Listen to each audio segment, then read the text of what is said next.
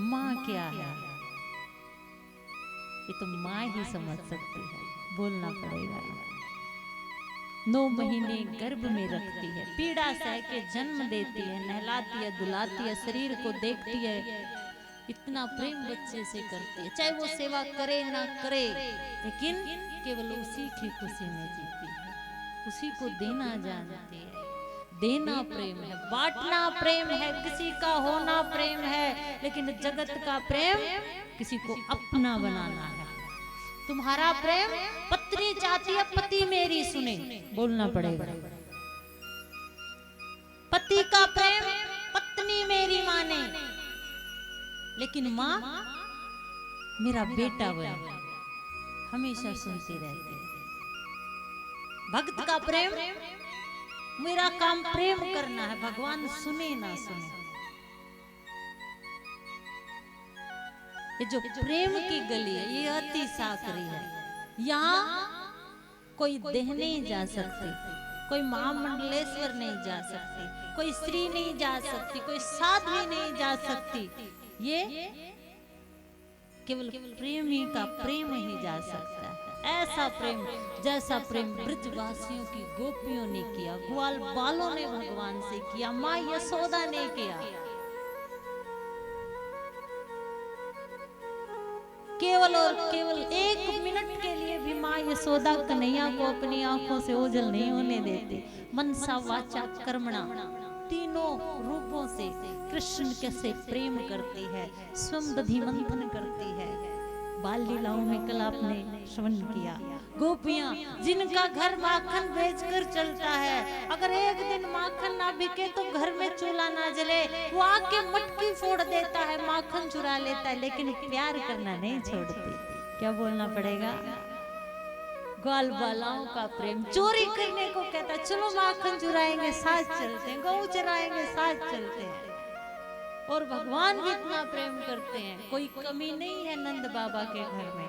9 लाख गौवे हैं, नंद बाबा ब्रज के राजा हैं, लेकिन बाल गोपाल सुदामा श्री मंगल मधु मंगल जो भोजन घर से लेके आते हैं, खट्टी छाछ है, चाहिए कैसा भोजन, भगवान सबके बीच में बैठ के करते हैं। क्या बोलना पड़ेगा? वहां व्यवस्थाएं नहीं है, वहां नियम नहीं है। प्रेम श्वेत शुद्ध है, उसे कोई मलिन नहीं कर सकता। जिसके हृदय में कण कण में परमात्मा के प्रति प्रेम है, वो जिसको भी छुएगा वो प्रेमी बन जाएगा। इतनी शक्ति होती है प्रेम में।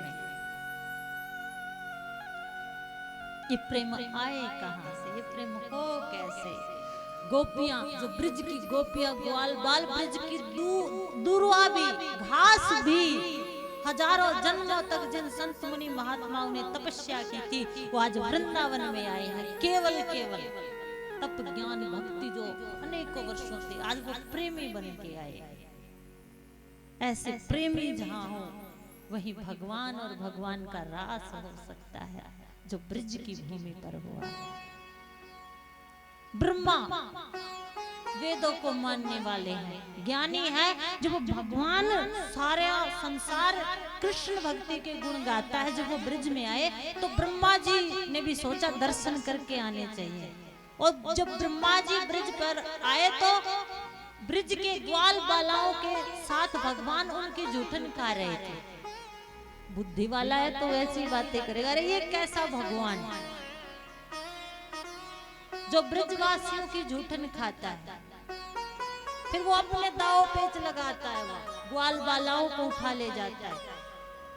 भगवान जब बछड़े देखने गए तो ग्वाल बालाओं को उठा लिया, और ग्वाल बालाओं को ढूंढ आए तो बछड़ों को उठा लिया।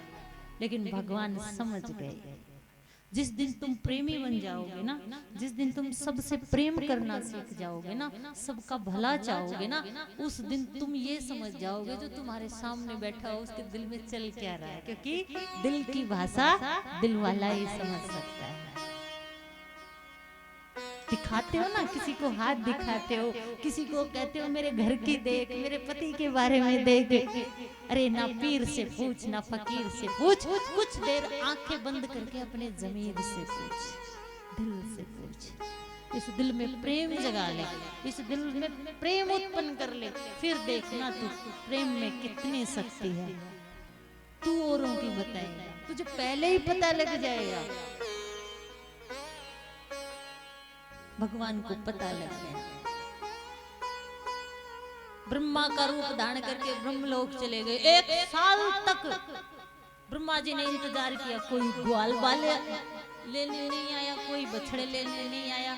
एक दिन ब्रह्मा जी ब्रज में जाके देखते हैं तो ऐसे ही ग्वाल बाल, ऐसे ही सब कुछ ऐसे के ऐसे भगवान ने बना दिया। और पीछे से भगवान ब्रह्मलोक में चले गए और द्वारपालों से कहते हैं एक बहरूपिया ब्रह्मा बन के बैठा है। और जब वास्तविक ब्रह्मा जी ब्रह्मलोक में आए तो द्वारपाल कहते अंदर नहीं जाने देंगे, पंगा किससे लिया है। ब्रह्मा जी ने 40 श्लोकों में भगवान से माफी मांगी है, लेकिन भगवान ने कहा है कम से कम अपने पद का तो ध्यान रखिए। छोटा गलती करे तो उसे माफ कर दिया जाता है, लेकिन उस व्यक्ति को बड़ी सोच समझ के साथ जीवन को जीना चाहिए जिस व्यक्ति से समाज को ज्यादा आशाएं होती है। घर में अगर बड़ा व्यक्ति गलती करेगा तो काम नहीं चलेगा, गलतियां होती सबसे। अरे आप तो संसार के रचयिता हो, जहां प्रेम है वहां ज्ञान फीका है। इसलिए जो प्रेम गोपियों ने किया है, वो जब गली से निकलता है ना तो ऐसे कैसे खड़ी हो जाती है। उसकी खुशी मात्र सारे ब्रजवासी चाहते, बस कन्हैया मुस्कुराए, कन्हैया ठीक रहे, उसी को चाहते हैं। जब तुम भगवान के भक्त बनकर भगवान को ही चाहोगे ना, तो फिर जो सोचोगे वो वही कर देगा। हर गोपी नित्य प्रति करती, कब एक ऐसा दिन ऐसी रात आए कि मैं भगवान के साथ बैठी रहूं, भगवान का साथ मिले। और भगवान गोपियों के मन को समझ गए और शरद पूर्णिमा की रात्रि में गोपियों को महाराज के लिए बुलाने के लिए भगवान ने आज अधरों से बंसी की तान ऐसे छेड़ी, ऐसे सुर निकाले हैं जैसे एक एक सुर से एक एक गोपी को बुलाया। आ जाओ गोपियों, आ जाओ, आज तुम्हारी इच्छा पूरी होगी। कितनी भाग्यशाली है वो गोपियां जिनको भगवान बुला रहे हैं। लेकिन दंडक बन के जो ऋषि हैं, हजारों वर्षों तक जिन्होंने तपस्या की, वो ब्रज की गोपी बन के आए हैं। पांचों इंद्रियों से जो केवल भगवान को ही भजते हैं, आज उनको भगवान का बुलावा आया है। और गोपियां घर का जो जो काम करती, सारे काम बीच में ही छोड़ के जंगल की तरफ, वन की तरफ, जहां से भगवान के बंसी के स्वर की आवाज आ रही थी, उधर पहुंच गई। भगवान बंसी बजा रहे हैं तो किसी ने ये नहीं कहा हाँ कृष्ण क्यों बुलाए, चुपचाप खड़ी हो गई। कहा ना, छोटी सी वस्तु प्यारे की प्राणन से भी प्यारी लगी, खड़ी हो गई। भगवान ने आंखें खोली, गोपियों तुम रात्रि के समय? गोपियों ने कुछ नहीं कहा। अरे गोपियों, मैं तुमसे पूछ रहा हूं, तुम रात्रि के समय सब क्यों आ गई? गोपियां कहती, भगवान आज आपकी मुरली के स्थान में घरों में रहने नहीं दिया, विवश कर दिया। पता नहीं आज आपने कैसी बांसुरी बजाई, जैसे आप हमें बुला रहे हैं।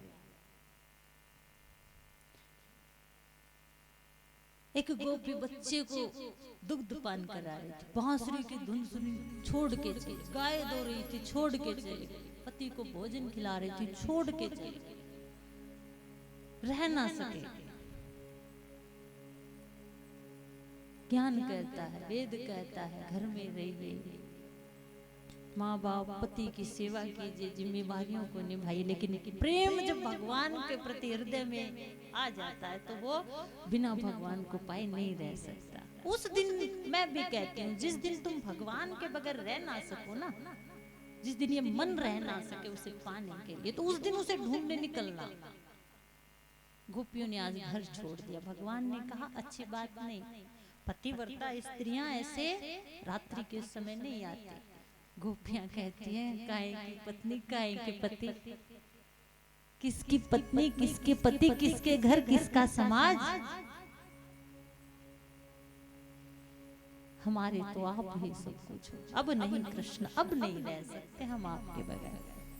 ये समाज, ये संसार, ये रिश्ते नाते निभा दिया, अब नहीं। अब तो हमें कृष्ण में होना है।